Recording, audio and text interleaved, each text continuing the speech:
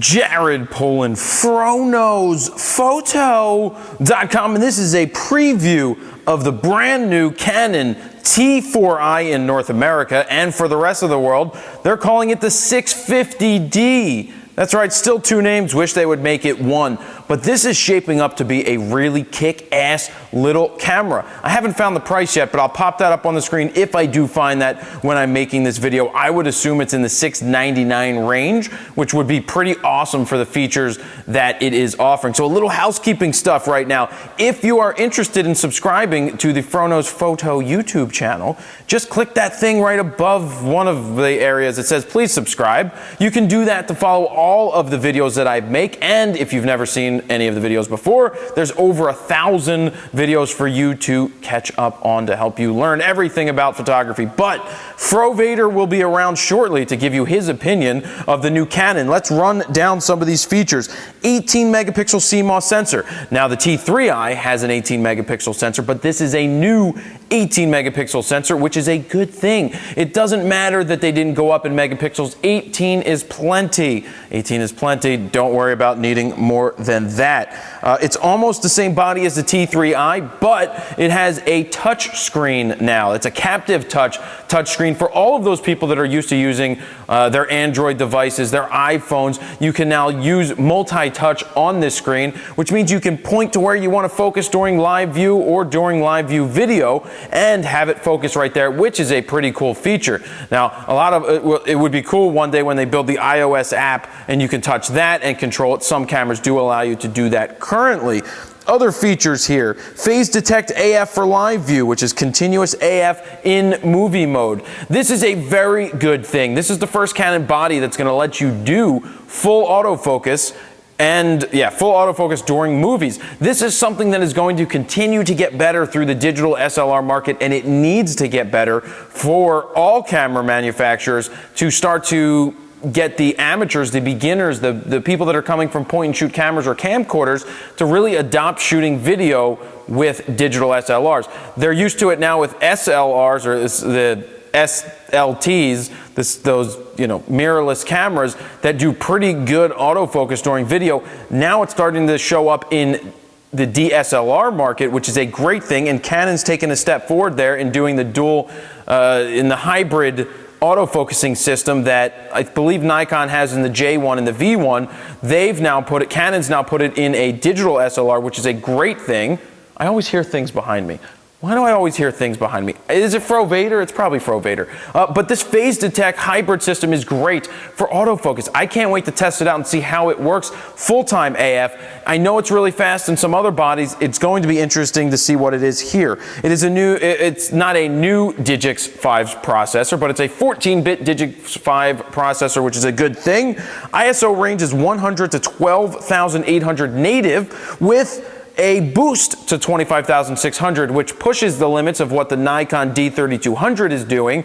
This takes it a step further, and I'd venture to say with the quality that Canon has been making their sensors with the new, the 5D Mark III, that this is probably going to be a very solid sensor for still images in low light situations and video as well. I'm excited to see it because it's a good step forward for Canon there. We talked about the touch screen. It's got built-in stereo microphone, which is cool, instead of just the mono, but it also has the audio input or the microphone input for those who want to get better audio with their videos, because remember, a video could be the greatest looking thing in the world, but if the audio is terrible, then you're SOL. So having the mic input, which they've had from the T2i, the T3i, continuing it with the T4i, that is a big feature to have in a camera. Love having that because you could use a wireless microphone just like this. By the way, if you like I Shoot Raw shirts, you can pick them up at store.froknowsphoto.com. That's the way that it helps me keep making all of these videos for you. So check that out in the store. There's different versions, even a red one for you Canon shooters. Mic input, so the video capabilities, 1080p at 30 frames a second, 25 frames a second, 24 frames a second, and at 720 it does 60 frames a second and 60 frames and also 50 frames a second, so that's for your slow motion. So this is a really, really good offering right here. I'm happy with the specs on this camera. I cannot wait to get to Alan's camera to play with one, unbox it, and sniff it, and maybe even throw in a wind tunnel test, as well as see what FroVader has to say. But this is a cool camera that I will be making a user's guide for all of you guys who pick up a Canon T4i, because it's important to learn the very basics. And with that said, if you would like a free ebook and a 60-minute long video on studio photography, be sure to sign up on the Fronos Photo email list over on fronosphoto.com. That's free. I'll send it right to you. So, my thoughts on this camera. 5 frames a second, I didn't tell you that. I forgot that, but 5 frames a second. This is a cool camera. It's a great little beginner camera for anybody looking to get in the game. You've got the Nikon D3200, you've got this Canon T4i. The T4i looks like on paper it has better specs. I would like to check out this camera. Having the articulating screen, the touch screen, is definitely a one-up over the Nikon. There's a couple of one-ups here, which may make this a better option for a beginner. Now I need to test it out, I need to play with it and just use it the way that I would use it, but I really think this is going to be a pretty cool camera. So, coming up right after this little break, FroVader is going to be here for a first time in a long while to tell you what he thinks about this Canon T4i, as well as what they also call it, the 650D. So FroVader, you are up. Hello, FroVader here. Thank you, Jared, for previewing this awesome little camera that I'm uber-duper, super-duper happy to get. I love Canon, and for all of those of you who don't know who I am FroVader, the Canon shooter here on FroNosPhoto.com, and you may remember me from such videos as my Porsche and getting a walkthrough of that car, which is awesome, and other Canon videos. So let's talk about the T4i and what I think about it.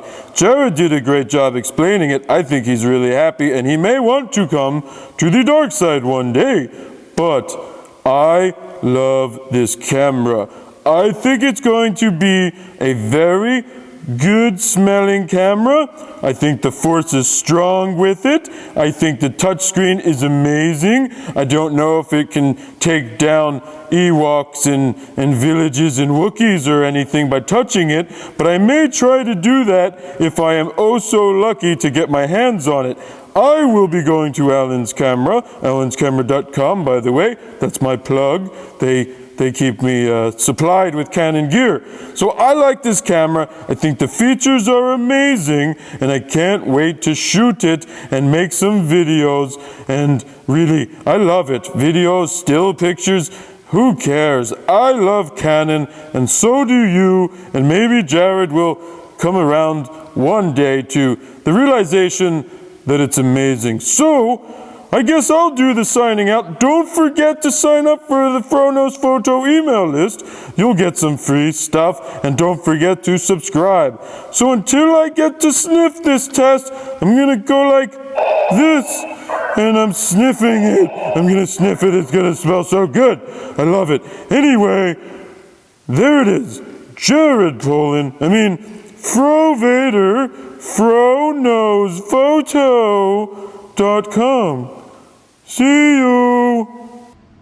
Here's how you sign up for the free photo guide, a guide to capturing motion in low light situation, as well as getting a free 60-minute long studio photography video. Just sign up with your name, email address, hit send it, and you will get both of those free in your email.